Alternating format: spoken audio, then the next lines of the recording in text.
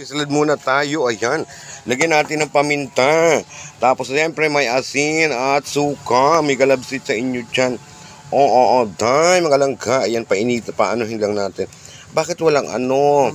O, ayan. O, diba? Bislad tayo, binislad. Ayan, daing. Daing pa more. Magalab shout out. Ayan. Ito po guys, ay inabululuplaang namin. Oh, ayan. Ayan, hello. Ayan po yung nanghuli ng isda. Kaway. Kaway. Ayan, ayan yung isda, oh. Diba? Ayan, pinislad. Ayan. Lagyan na ng suka. Ayun, sarap-sarap. O, palubugin mo lang ga. Yun po yung ating tagaluto. Hi, kaway. Ayan. Nakahubad. O, ayan, hello. Ayan, may suka na siya. Yan po, ganyan paraan ng pagdaing. Ayan, diba? Daing. Sarap. Daing ka mo. Ayan. Masarap naman. Yum.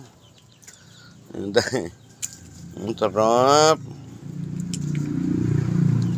Yan po ng aking tagadaing. Ayan po yung aking na-hire na tagadaing.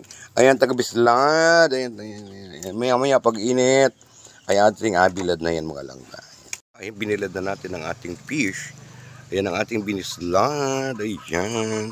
So sa takip ng electric fan. So mamaya mga langka yan ay tuyo na. Ayan. Paraan ng pagdadaing mga langka. Hello.